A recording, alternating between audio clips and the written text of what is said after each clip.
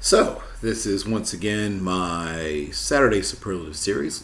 Sunday morning, obviously, but looking back at this past Saturday and Friday and Thursday and any of the other games in the past week in the college slate.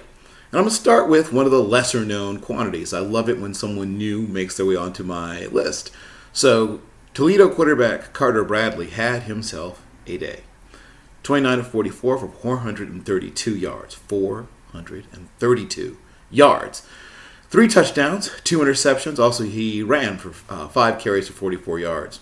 And quite a game. But, clearly, I'm sure he would have preferred to have a slightly different outcome. Someone who was thrilled with the outcome is super freshman, Connor Basilak of Missouri, who has been dangerous all year long. 32 of 49, 380 yards, super clutch, super tough. Created some plays with his feet as well.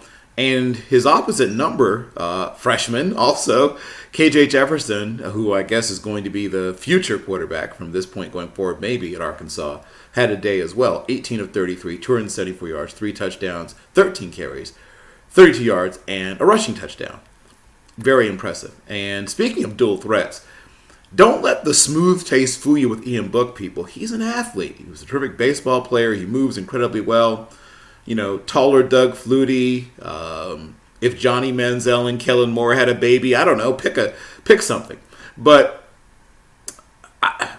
if he's not at least invited to the Heisman Zoom call or whatever it is they have for the finalists, something's wrong.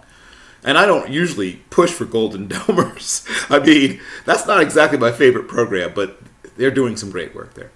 24 of 37, 385 yards. No, I was right for some, 285 yards. 3 touchdowns, 1 interception, also 8 carries for 53 yards and 2 touchdowns. And he was just in command of everything all day long.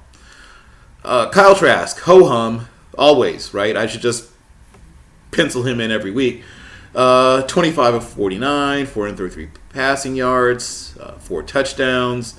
Mack Jones, once again, another sort of ho-hum every week kind of guy, 20 of 28. I mean, 20 of 28 for him is, 20, usually like 26 of 28 or 23 of 28.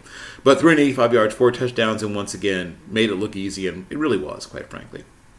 Here's another guy I'm a big fan of, and I've mentioned him at least once before. He's, once again, just a youngster.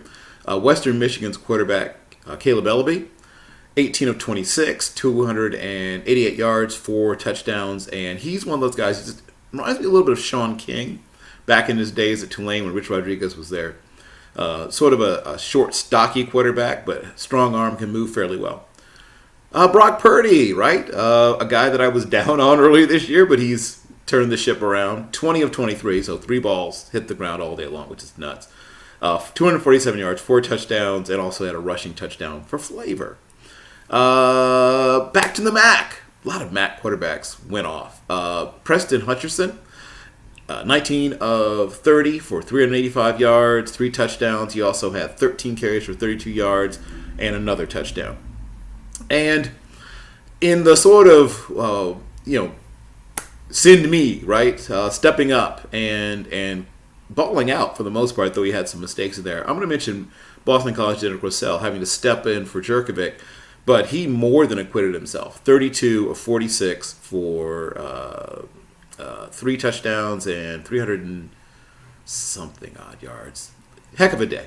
And then I have to mention a guy, once again, who has been up and down this season, but he was up this last game, was Max Dugan. 12 of 26, not super efficient, but 265 yards. He had a rushing touchdown. He had a passing touchdown. 102 yards. Even once you subtract out the sack yardage, 102 yards rushing and 2 touchdowns rushing.